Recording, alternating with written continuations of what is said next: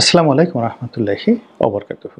সম্মানিত দর্শক, জাতীয় নির্বাচন কবে হবে এই বিষয়গুলো নিয়ে বাংলাদেশের দুটো ধারা তৈরি হয়ে গেছে। প্রধান রাজনৈতিক দল বিএনপি চাচ্ছে ডিসেম্বর মাসে নির্বাচন হতেই হবে। কোনো জানুয়ারি নেই, কোনো ফেব্রুয়ারি নেই, নো বাট, নো ইফ, কোনো ইফ নেই, কোনো বাট নেই, যদি কিন্তু ধারায় না, তারা ডিসেম্বর মাসেই নির্বাচন হতে হবে। এক। দুই নম্বর হলো যে ডিসেম্বর মাসের সেই যে নির্বাচন, সেই নির্বাচনের আগে কোনো স্থানীয় নির্বাচন হওয়া যাবে না। এবং এই বিষয়টি নিয়ে দলটা এতটা যাকে বলা হয় পয়েন্ট অফ নো রিটার্নে চলে গেছে, তারা বুঝে গেছে যে যদি এই কাজটি তারা করতে না পারে, বাংলাদেশে তাদের রাজনীতির অস্তিত্ব থাকবে না।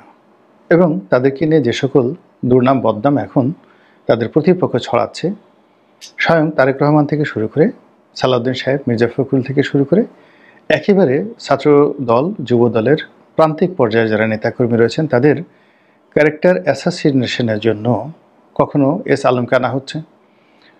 এরপরে আর কদিন পরে আওয়ামী লীগের যত সব দোসর তাদেরকে আনা হবে। এমন যদি বলা হয় যে তারেক রহমান সাহেবের সাথে জয়ের বৈঠক হয়েছে, এটাও অস্বাভাবিক কিছু নয়। প্রচারণাটা এমনভাবে চলছে এবং এই প্রচারণাটা চলতে চলতে বিএনপির যে সম্ভাবনা সেটা অঙ্কুরই বিনাশ হবে বলে বিএনপি মনে করছে। ফলে তারা ডিসেম্বরে নির্বাচনের ব্যাপারে এক চুল ছাড় দিতে নারাজ। এক। দুই নম্বর হলো যে তাদের প্রতিপক্ষ কারা, ছোট ছোট দল এবং জামাত এবং ইসলামী যারা সংগঠন, তারা 10 থেকে 12টি ইস্যু নিয়ে বিএনপির সঙ্গে মতদ্বৈধতা করছে। প্রথম বিষয় হলো যে ভোটটি আনুপাতিক হারে হতে হবে। এর কারণ হলো এখন যে প্রচলিত বিধান, সেই বিধান অনুযায়ী যদি নির্বাচন হয়, সেখানে বিএনপি একক সংখ্যাগরিষ্ঠতা পাবে। শুধু একক সংখ্যাগরিষ্ঠতা বলে ভুল হবে, এখানে ভূমিধস বিজয় আসবে এবং ছোট যে দলগুলো তারা আদৌ কোনো সিট পাবেন কিনা সন্দেহ। এমনকি যদি জামাতের মতো দল একটা সিটও না পান, জাতীয় পার্টি যদি একটা সিটও না পায়, তাহলে সেখানে আশ্চর্য হওয়ার কিছু থাকবে না। এটি তারা খুব ভালো করে বুঝে গেছে। কিন্তু যদি সংখ্যানুপাতে ভোট হয়, তো সারা বাংলাদেশে দেখা গেল যে ছোট ছোট দলগুলো সব মিলিয়ে এত ভোট পেল যে একটা বা দুটো সিট তারা সংখ্যানুপাতিক হারে তারা পেয়ে যেতে পারে। যেমন চরমোনাই, এখন একটা সিটের জন্য যদি 2 লাখ ভোট দরকার হয় বা 1.5 লাখ ভোট দরকার হয়, সারা বাংলাদেশে চরমোনাই যদি 15 লাখ ভোট পায়, তাহলে 10টি আসন তারা পেয়ে যাবে। যদি জাতীয় পার্টি এরই অবস্থা হয়, মানে সবচেয়ে জামাতের জন্য লাভবান হবে। জামাত অ্যাটলিস্ট ধরুন 30 লাখ ভোট যদি তারা কালেকশন করতে পারে বা 40 লাখ ভোট যদি তাদের হয়, তারা আলটিমেটলি 30, 35 বা 40টি করে সিট তারা জাতীয় সংসদে পাবে এবং এই সমানুপাতিক হারে ভোটের ফলে পার্লামেন্ট একটি যাকে বলা হয় রঙিন বর্ণিল পার্লামেন্ট হবে। এটি সত্য। আবার সমস্যাও আছে। সমস্যা আছে যে যেই লোকগুলো কখনই এমপি হওয়ার যোগ্যতা রাখে না, কোন একটি নির্বাচনী এলাকায় তাদের বিশ্বস্ততা নেই, কমিটমেন্ট নেই, সে সকল মানুষ যারা ডিজিএফআই থেকে এনএসআই থেকে টাকা পয়সা খেয়ে লাফালাফি করেছেন, এই সমস্ত লোক দেখা গেল এমপি হয়ে গেলেন। আবার সমানুপাতিক হারে এমপি হওয়ার পরে তাদের কোনো নির্দিষ্ট নির্বাচনী এলাকা থাকবে না, অনেকটা মহিলা এমপিদের মতো তাদেরকে বিভিন্ন কনস্টিটুয়েন্সি ভাগ করে দেওয়া হবে তদারকি করার জন্য এবং সেই এলাকায় তারা যাবেন, জনগণের সঙ্গে তাদের কোনো সম্পর্ক থাকবে না। এর কারণে তারা তো তাদের ভোটে নির্বাচিত হয়নি, তাদেরকে নির্বাচন করেছে দল, তারা সকল আনুগত্য দলের প্রতি প্রকাশ করবে, কিন্তু জনগণের প্রতি তারা কোনো দায়িত্ব এবং কর্তব্য পালন করবে না। এর কারণে জনগণের কাছে ভোট চাওয়ার জন্য তাদের যেতে হবে না। তো এক্ষেত্রে রাজনৈতিক দলগুলো আগামীতে ভিন্ন একটা সংকটাপন্ন অবস্থায় পড়বে যদি সমানুপাতিক হারে হয়। এরকম নেগেটিভ অনেক কথাবার্তা আছে, কিন্তু যারা আন্দোলন করছেন যে সমানুপাতিক হারে নির্বাচন হোক, তারা তো তাদের স্বার্থ দেখবেন, তারা তো আর আমাদের স্বার্থ দেখবেন না। তো এরকম একটা বিষয় রয়েছে। অন্যদিকে ডক্টর মোহাম্মদ ইউনূস তিনি একটা দল করার চেষ্টা করছেন। ইতিমধ্যে একটা দল তৈরি করা হয়ে গেছে, আরও বেশ কয়েকটি দল পাইপলাইনে আছে, তারা আসবে এবং এই সকল দলের পিছনে দেশি বিদেশি প্রচুর অর্থের বিনিয়োগ রয়েছে এবং তারা একটা ব্রিদিং টাইম চাচ্ছে নিজেদেরকে গুছিয়ে নেওয়ার জন্য এবং সেক্ষেত্রে তাদের 2 থেকে 2.5 বছর সময় টালবাহানা করতেই হবে যদি তাদের পিঠের চামড়া রাখতে হয়। আর যদি ডিসেম্বরে নির্বাচন হয়, এই গত 6-7 মাসে যা কিছু হয়েছে সেটা সমন্বয়করা করেছেন বা ডক্টর মোহাম্মদ ইউনূসের যারা উপদেষ্টা রয়েছেন তারা করেছেন, সহকারীরা করেছেন, সবাইকেই কিন্তু একেবারে লাল বাতি জ্বালিয়ে দেওয়া হবে, এতে কোনো সন্দেহ নেই। কাজেই তারা তাদের সর্বোচ্চ মেধা, যোগ্যতা, কানেক্টিভিটি, পাওয়ার সব কিছু ব্যবহার করে এই যে বিএনপির যে একটা আলটিমেট টাইম, এই আলটিমেট টাইমটিকে তারা পিছিয়ে দেওয়ার সর্বোচ্চ চেষ্টা করবে। এরপরে কথা হচ্ছে যে সংস্কার নিয়ে ইতিমধ্যে বেশ কয়েকটি সংস্কার কমিশন করা হয়েছে এবং সেগুলো রিপোর্ট দেওয়া হয়েছে এবং এই সংস্কারের নামে তারা কিছু সময় ক্ষেপণ করতে চাচ্ছে। আর এর মূলে তারা যে কথাগুলো বলার চেষ্টা করেছে যে এটা একটা বিপ্লবী সরকার, এই বিপ্লবী সরকারের কতগুলো কমিটমেন্ট রয়েছে। এর কারণ হলো এই বিপ্লবে মানুষ আত্মাহুতি দিয়েছে।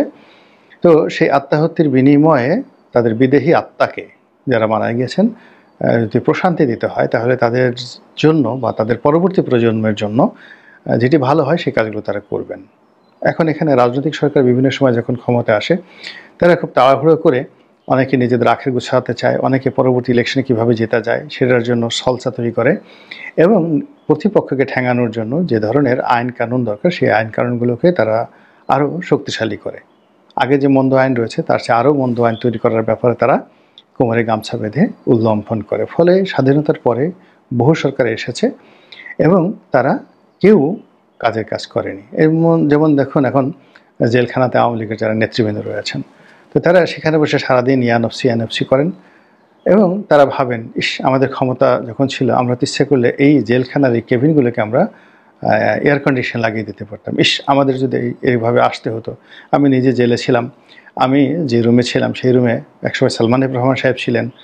তো আমি শুনেছি যে সেই রুমে থেকে তিনি সারাক্ষণ কোরআন শরীফ পড়তেন, তেলাওয়াত করতেন আর কান্নাকাটি করতেন এবং বলতেন যে এখান থেকে তিনি যদি ছাড়া পান জীবনে আর মন্দ কাজ করবেন না। কিন্তু কি হলো, 7 দিন হয়ে সারতে পারেনি। জেল থেকে বের হয়ে তিনি কিন্তু তার সেই সাবেক যে কাজগুলো আগের চেয়ে বেশি করেছেন।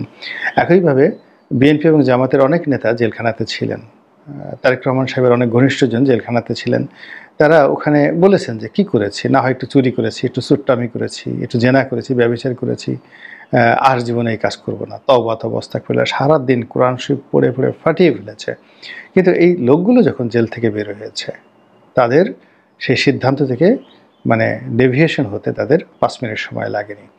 তো এই হলো যাকে বলা হয় প্রকৃতি এবং পরিবেশের সঙ্গে যাদের মধ্যে রক্তের মধ্যে খারাপ জিনিস ঢুকে থাকে, ক্রিমিনাল বাই বর্ন, অর্থাৎ যে সকল মানুষ অপরাধ করে সেটা যে কোনো অপরাধী করুক না কেন, সে যতই তওবা করুক যখনই সুযোগ পায় তার ওই শরীরের মধ্যে ওই জিনগুলো তাকে লাফায় যে তুমি এই ধর্ষণ করো, তুমি চুরি করো, তুমি ডাকাতি করো, তুমি মিথ্যা কথা বলো, তুমি ছলচাতুরি করো, তুমি মুনাফিকি করো।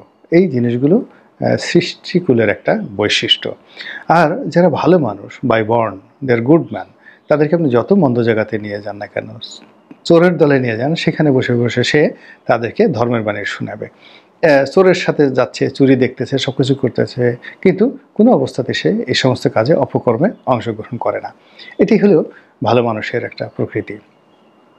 তো যেটা বলছিলাম যে এখন যারা বিপ্লবী সরকার তারা নিজেদেরকে ভালো মানুষ মনে করছেন এবং তারা মনে করছেন রাজনীতি যারা করেন তারা ডাফার, তারা লোফার, তারপরে আরও অনেক কিছু টাউট বাটপার। এই লোকগুলো ক্ষমতা আসার সাথে সাথে সব কিছু ভুলে যাবে এবং আরও মন্দ কাজ করবে। কাজেই আমরা সংবিধান সংশোধন থেকে শুরু করে আরও যে সকল ভালো ভালো কাজ রয়েছে এই জাতির জন্য কল্যাণকর, এগুলো করে যাব। এরপর আর একটা বিষয় রয়েছে, প্রত্যেকটা মানুষই অমর হতে চায়। এখন যারা এই ক্ষমতায় এসেছেন তারা ক্ষমতা লাভ করার পরে যেমন আসিফ নজরুলকে নিয়ে কথা হচ্ছে, ট্রল হয়। আসিফ নজরুল বিভিন্ন সময় বলেছেন ইস আমি যদি কোনোদিন মন্ত্রী হতে পারতাম, আমি এটা করতাম এটা করতাম। এখন এগুলো নিয়ে হাসি তামসা হচ্ছে বিকজ এখনও পর্যন্ত তিনি তার সফলতা দেখাতে পারেননি। তো সব মানুষই সফল হতে চায়, সব মানুষই তার জীবনের যাকে বলা হয় শ্রেষ্ঠ কাজটি রেখে যেতে চায় যেন তার মৃত্যুর পরে তাকে স্মরণ করে। এখন এই যে যারা উপদেষ্টা তারা বুঝতে পারছে যে তারা যে কর্মকাণ্ডগুলো করেছেন এই কর্মকাণ্ডের ফলে তাদেরকে নিগৃহীত হতে হবে, লাঞ্ছিত হতে হবে, অপমানিত হতে হবে, পালিয়ে বেড়াতে হবে এবং আরও অনেক কিছু। কাজেই তারা একটা ব্রিদিং টাইম নিয়ে সম্মানজনক একটা তাদের ক্যারিয়ার তারা গড়তে চাচ্ছেন এবং সেই জন্য তারা দরকার হলে ঝুঁকি নেবেন। এর কারণ হলো তাদের বক্তব্য যে আমাদের যা হবার তা তো হয়ে গেছে, এর চেয়ে আর খারাপ কিছু হওয়ার আর নেই, আর আমরা ক্ষমতা ছাড়লে আমাদের কি হবে তাও বুঝে গেছি। কাজেই যখন এটা হবে আমরা দেখতে চাই যে কি হবে। এই জন্য বিএনপি যত কথাই বলুক না কেন তারা তাদের যে কাঙ্ক্ষিত মাকাম একটা গন্তব্য তারা তৈরি করেছে, সেই গন্তব্যে তারা যাবে, যে অভীষ্ট লক্ষ্যে তারা পৌঁছানোর চেষ্টা করছে সেটা